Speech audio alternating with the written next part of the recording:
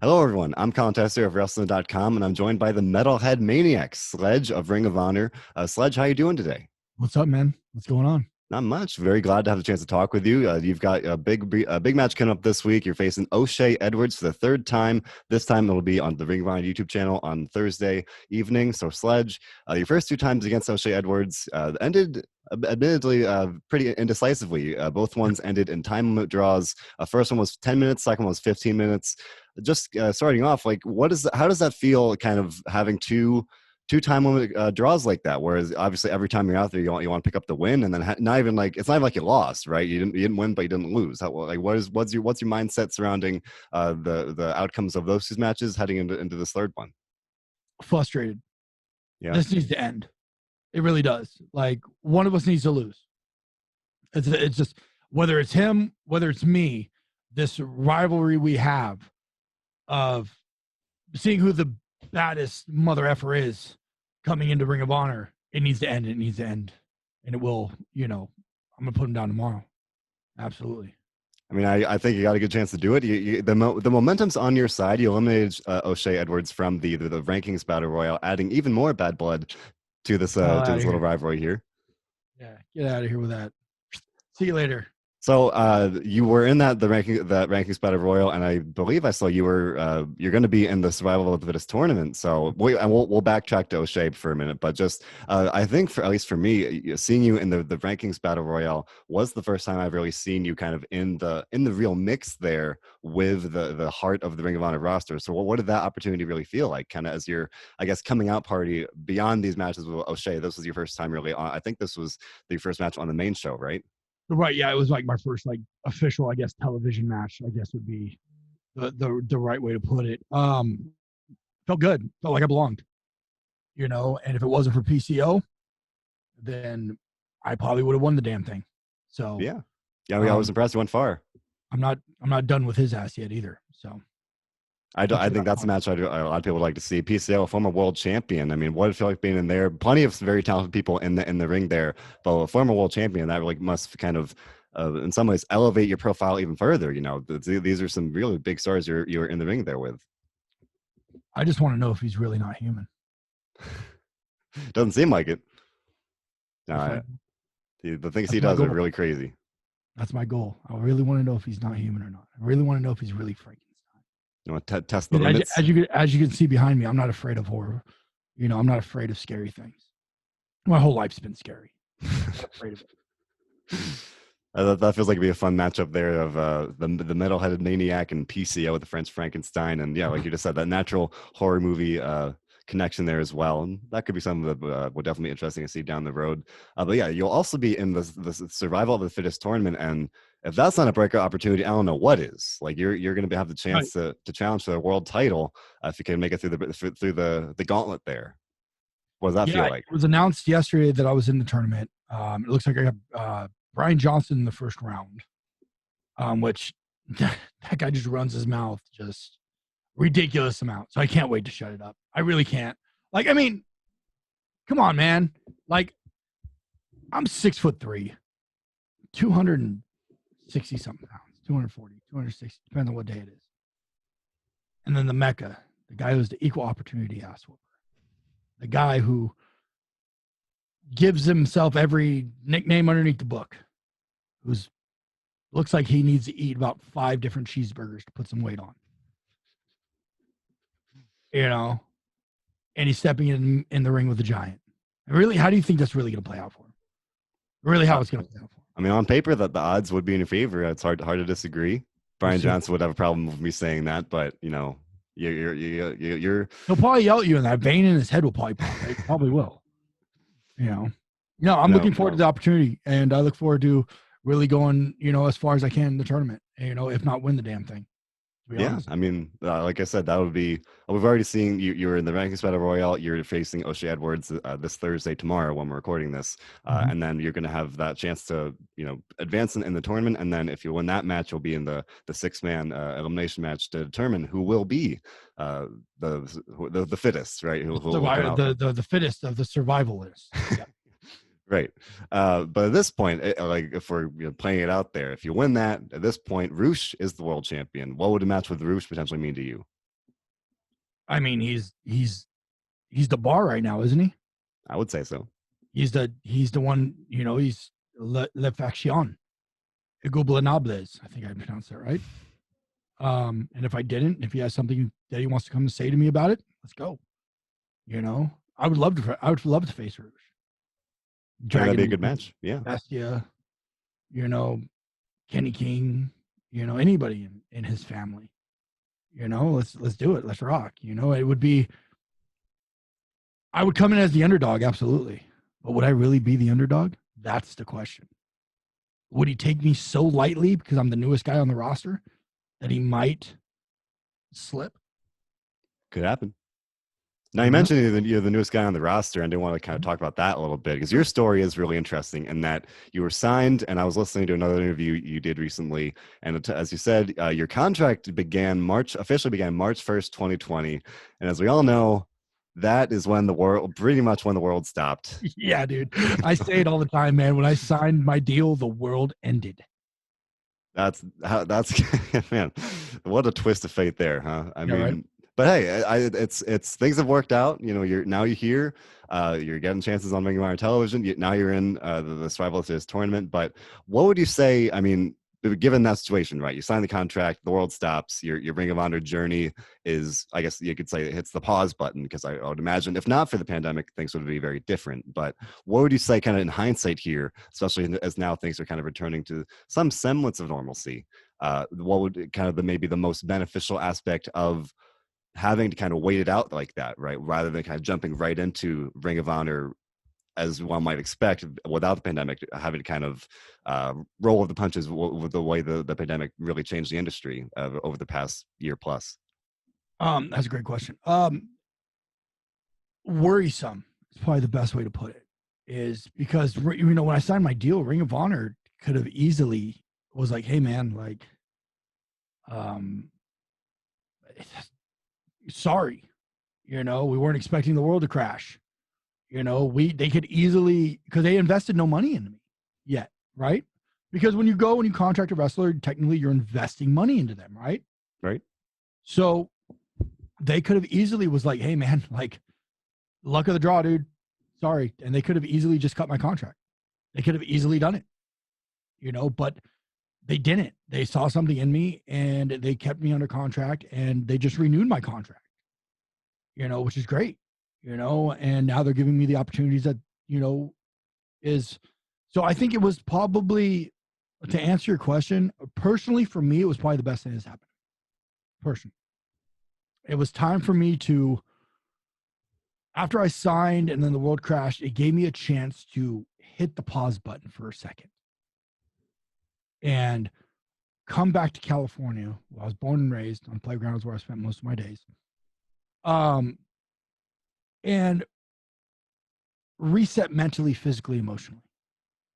So I can give Ring of Honor the best version of the Metalhead Maniac than just being thrown in the mix and just hoping for the best. Does that make sense? Oh, perfectly. Yeah. Yeah. So I just think it was the best. Personally, for me, it was the best thing for me. And I think that I think it's true for any number of people, right? And I can imagine how that would be beneficial to kind of, not necessarily reset, but just kind of recollect yourself and really get in this frame of mind and just general position where you can really hit the ground running, and like you said, without being thrown into the mix, kind of, and kind of a sink or swim situation, kind of being able to get your bearings, and that definitely makes sense to me. Because I believe that if Ring of Honor didn't make the changes that he did during the pandemic, it would have been a sink or swim scenario for me. And I would have swam, but I would have treaded water. You know what I'm saying? Yeah. I wouldn't have swam the way that I'm swimming now. I would have treaded water. So I think it's, with everything that's happened, especially in this last year, especially with Ring of Honor and the way that Ring of Honor is going right now, which is the best version of Ring of Honor that I think anybody has ever seen, coming out of a pandemic, coming out of, especially with like the Pure tournament and, now we got the women's division fucking rocking. I don't know if I can cuss. I'm sorry. No, it's all good. You can beat me. With the women's division rocking, with the dojo boys, killing it, to everything that's going on, man, to the talent that's stepping up, to we didn't stay stagnant. We went to social media, and next, like week by week comes out, and then they're exclusive matches, and then I'm going on a tangent, and I apologize, but I think to kind of circle around to your whole question, it was the best thing for me, and for me to be in the mix right now is, I believe, was the best thing for my career so far. Yeah. And like I said, I can see it in that now pretty quickly things are really on the upswing, where you go from facing Jose Edwards on week by week, and then you face him on the YouTube channel, and now you were in the rankings battle royal, and now you're in the survival of the fittest. This very kind of stark kind of swing of this trajectory. I thought that's got to feel pretty good, right? Just it was that you have been, even though some fans may not be aware of it, you've been around just getting experience for, I think, at least like 10 years now. Yeah, about 10 years. Yeah. Yeah. So now you're really getting this real chance to be on television and in this this major company, and like I said, fighting potentially for a chance to challenge for the world title just very quickly. Admittedly, after that first year of that pause button, now things are very quickly picking up speed. Yeah, it's very, very, very quickly. And it's one of those things where it's like, it's you just got to hang on for the ride. Heck, I'm in PWI. I just coming out June 4, I think they did like a 2-page spread on me. What? I don't even know if PWI knew who I was. Because you see like the PWI 500 every year, right? And people are like, oh, I'm ranked 499th, or whatever it is. You know what I'm saying? Yeah. And now, PWI just did like a 2-page spread on me. And I'm like, whoa, that's crazy. Never even thought of that. Got my own shirt with Ring of Honor. I got, a number of round of things going on, and it's just one of those things where it's like, I'm just very blessed. I'm very, very just happy with the position that I'm in right now. And I always strive for more. Like, put more stuff on my plate. Let's go. Let's do it. Well, at this point, at least, what would you say that more is? I mean, you are in this position that things are good, and you're like I said, that great upswing of momentum. But where do you want things to go from here? And I usually ask that at the end, but now that you bring it up, you want more. But what does that mean to you right now? It could be anywhere to me earning a title shot, and I don't want to just be. I just don't want it given to me. I want to earn it. I want to grind for it. I want, people to understand that if you have a championship, whether it's the tag titles, the 6-man, the television, the world title, understand that you have an X on your back. You have a marking. You have a bullseye on your back. And whether I go and find partners and I come for the 6-man title, I find one partner and I go for the tag titles, or I go after the television, or hell, you might even see me in the peer division. No one knows I actually know how to actually peer wrestle. A lot of people forget that I was at the dojo with Jonathan Gresham and Will Ferrara. I mean, Jonathan Gresham's a peer champion right now. He's one of the best wrestlers in the world right now. And I was at the dojo with him, learning underneath him. People forget about that because they just see me as a brawler. So you never know where I'm going to pop up. But just understand something, that I'm going to win a title in Ring of Honor, and I will be the biggest thing in Ring of Honor in the next couple of years. You can guarantee that. Whether you love me or hate me. I'm looking forward to that journey, man. I mean, like I said, things are quickly picking up here. And then you mentioned the dojo, where you've got a lot of people, much like yourself at this point. Dak Draper, Joe Keys, especially, any number of people. Josh Woods, another one. All these people that came through that system, much like yourself, and now you're kind of the newest addition to that mix, right? Where it's you go from you land in Ring of Honor, you go through the dojo system like that, and now you kind of come out on the other side. And what does that really mean to you now that you are kind of getting into this position where you're not the dojo guy, you're the guy that's on Ring of Honor television? Like, what does that journey mean to you? It's great. And the guys that you mentioned that came out of there, Josh Woods didn't come out of the dojo. Right. He was in He was a top prospect. That's tournament right. winner. Yeah. But guys like the Mile High Magnum, Dak, guys who like Moses and Khan, SOS, Joe Keys, Eric Martin, Dante Caballero, O'Shea Edwards. Guys like that all came at just a name. All those names are sharks. And we were battling every single day in that dojo, beating the crap out of each other every day. When we weren't on the road, we were in that dojo and we were training. And especially with things started changing when Jonathan Gresham became the head coach, with Will Ferrara, stuff like that, man, they're all sharks. And like, and Ken Dixon, I forgot to mention Ken Dixon as well. All those guys that come out of that dojo system, man, are just top-notch athletes, and are doing great things in Ring of Honor right now, and are going to continue doing great things in Ring of Honor, but they need to understand that they're just in my way. Like, this isn't personal. There's no personal bad blood between me or anybody, in the Ring of Honor. This is business. This is how I feed my family. So whether they like me or they hate me, they're just in my way. And one thing's going to happen. They're going to move or they're going to get moved.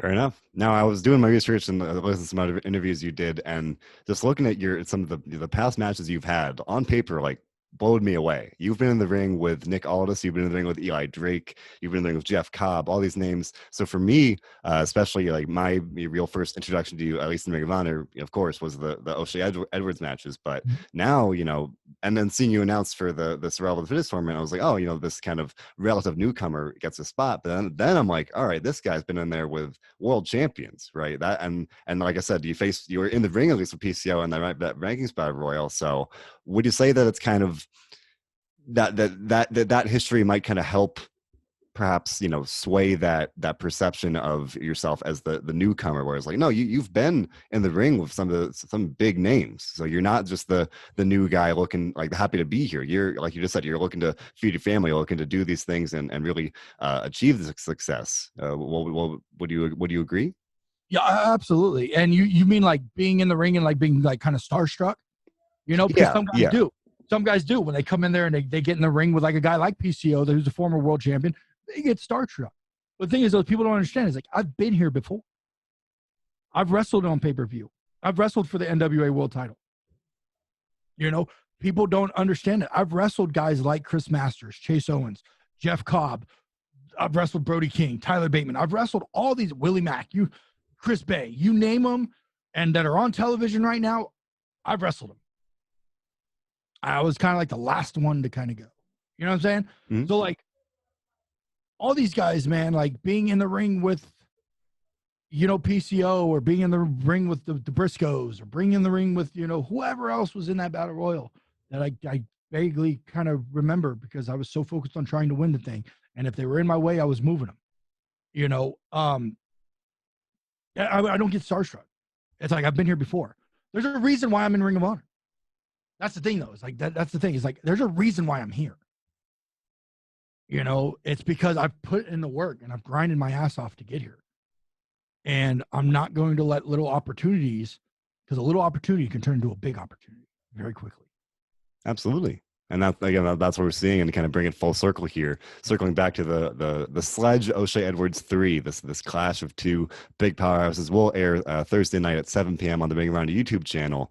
What would you say, as I mentioned earlier, the first two matches end with time limit draws. What's different this time around? What makes you, or like what have you kind of done, and maybe in preparation or your mindset in terms of like getting the job done this time around to make sure there is you're obviously gunning to win it, but like what do you think gives you the advantage in this third matchup between the two of you?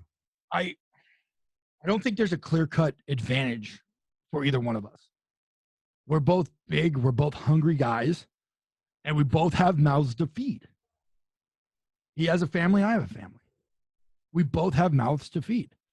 So that's the thing, is that's it. That's the bottom line. Like, there is no clear-cut advantage for either one of us. And that's been shown on both times that we faced each other. 10-minute time limit draw, 15-minute time limit draw. we're just waiting for one guy to make a mistake. That's it. Bottom line. One of us is going to make a mistake. Whether it's him, whether it's me. One of us is going to make a mistake. And you know what? It's probably going to be him. All I got to do is catch him with the right hand. Yeah. All I got to do is catch him right. I just got to hit him the right way. Everybody goes to sleep when you hit him the right way. I don't care who you are. It's true. So that match, of course, will be on Thursday, and I'm looking forward to it. I'll be tuning in when it's live on YouTube tomorrow. Yep. But then kind of maybe looking forward here, I guess for Ring of Honor specifically, the live fans will be returning at Best in the World in July. And just, of course, that's kind of the talk of the town right now, the return of fans for the first time since the pandemic started. For you, that'll be, again, so your contract took effect last March. So this will be really your first chance as a Ring of Honor superstar or wrestler to really kind of step in there with live fans there. And is that something... it's an obvious question, not that you're looking forward to it, but like what's your mindset kind of looking forward to that kind of compared to what we've seen in the pandemic era, being wrestling in an empty arena? Like what does that mean to you? I'm excited to feel the energy again from an audience. It's cool to wrestle for everybody at home, but that live audience, man, you can shift into another gear. You really can. You can feel and you feed off the crowd. And people say, that, everybody's like, oh, it's so cliche that you feed off the fans. It's true. We do. We feed off that energy. And for them to come back, it's going to be electric. And to be able to be out there in front of them is going to be even more electric. And it's going to be, like, I'm excited because I don't know if you know this or not, but I used to work on the road crew before. I was going to bring that up. Yeah. Yeah, no, and that's fine. That's cool. I'm an open book. I don't care. And I was always at the Ring of Honor events, feeling the crowd, wanting to be in that ring while feeling the crowd. And I was able to do it once. And it was like, I think it was in Pittsburgh. I did a dark match in Pittsburgh. And I felt it. And I was like, man, that was it. Like that's right here. But now to feel it and I wasn't contracted at the time. Now to feel it as a contracted guy, as for people to kind of know who I am going into June 11th, for the fans to be back, and possibly, I've never had streamers thrown at me. To possibly have streamers thrown at you for the sign of that respect, like that's it, man. Like I'm getting excited right now. I'm getting goosebumps just thinking about it. Thinking about the fans back, hearing them in Gorilla, hearing them going nuts, going crazy. Like that's just good. Just gets your veins pumping. It really does, man. It's a high that you don't need to pop a vein for. I'll tell you that much. Yeah. I mean, I can't even imagine. Obviously, I sit here as a fan and someone that can appreciate the atmosphere on a television screen, but I obviously can't imagine what it's like being there in the ring. That's got to be really a great experience. But you mentioned possibly getting the streamers thrown to you. We were just talking about how the fans will return at Best in the World. Sitting here today, you mentioned people kind of get in your way and you move them if they don't get out of the way. Is there anyone that you maybe want to be in your way? Anybody you want to face at Best in the World? Even kind of regardless of the survival to this tournament, however that might go. Maybe just somebody you're looking to get in the ring with, somebody you haven't gotten the chance to mix up with. Obviously, you do have that experience. So many people. Mm-hmm. That list is so long, brother, because our roster is so deep. It is so deep. There's not a guy on that roster I would not like to get in that ring with and mix it up with. It doesn't. Throw them at me. Let's go. There's not a guy in there that I don't feel comfortable with being able to, go 10, 15, 20, fucking an hour. Doesn't matter. I don't feel like anybody's like above my level. Does that make sense? Yeah. Like I feel like I'm on the. There's a reason why I'm here. There's a reason why I'm in Ring of Honor, and I think it would be really, really cool. And there's a guy on the roster that I respect because he kind of came from the same journey that I did, that I look up to, that I've always looked up to. And now with him being sober and him doing his thing, with the OGK, I would really love to get in there and mix it up with Mike Bennett. I think that would be that's kind of like my dream, one of my dream matches. It really is, to get me and Mike Bennett one-on-one. 10 minutes. Just give us 10 minutes. We'll just give us 10. It would mean the world to me. It really would. I was going to bring that up because hearing about your story, and I think, Mike Bennett has talked about his own journey to where he is now. Yeah. That's definitely something that I think will be a very, very powerful match, just to see the two of you in there, where you are now, kind of at having all this hard work and this journey you've taken, both of you, obviously. Mike's one of those guys, man, who's just like, he's so underrated. He really is, man. He's so humble and so, I can come to Mike with anything and he'll sit there and take time to talk to me. And he doesn't need to. It's fucking Mike Bennett. He doesn't need to, And he's always been that guy, man. After he got released from WWE, he came on my show on, twitch.tv/Sledge805, the Coffee with Sledge. He came on and he didn't need to at all. And he came on and then we just developed a friendship after that, like a mentorship, I would say, best way to put it. And he has mentored me tremendously and I love him to death, man. And that's one of those matches, man, where I put everything into every match. I really do. Everything I do, mentally, physically, emotionally, every match. With Mike, man, I think it would be a total different animal. I really do. I think it would be something, because of just the mentorship that he's shown me. It'd be just, yeah, it would be emotional for me. It really would be. I bet, man. I mean, it's not like someday we'll have to do this again so we can talk about some of your experiences, the journey you've taken to getting here. But obviously, you worked very, very hard to get to where you are now, and it's very encouraging to see it, panning out. And like I said, you're on a roll. You're facing O'Shea Edwards for the third time. You're in the rankings battle royal. Now you're going to be in the survival of the fittest tournament. So obviously, I wish you the best of luck in that. And I'm very much looking forward to your match with O'Shea Edwards, which again will air Thursday night at 7 p.m. on Eastern on the YouTube channel for Ring of Honor. So, like I said, I'm looking forward to that one. I hope you guys watching are as well. Sledge, I thank you so much for your time today. So, I know you mentioned your Twitch channel. Do you want to plug that before we get out of here? Twitch.tv/Sledge805. Just come follow me. Come hang out with me. I do interviews. I'm on Monday, Wednesday, Friday, Sundays. I do music videos and hang out, drink coffee, BS. Well, follow me on all my social medias at Sledge805 and keep it easy, man. Straight, easy for everybody. Yeah. So if you wanted to follow that, obviously check that out. Great, Sledge doing great stuff in Ring of Honor and on Twitch. So make sure to check that out. And again, Sledge, I thank you so much for your time today. And obviously, good luck in your match with O'Shea Edwards and in the survival of the fittest tournament and beyond. All right, man. Thank you. I appreciate it, dude. Thank you.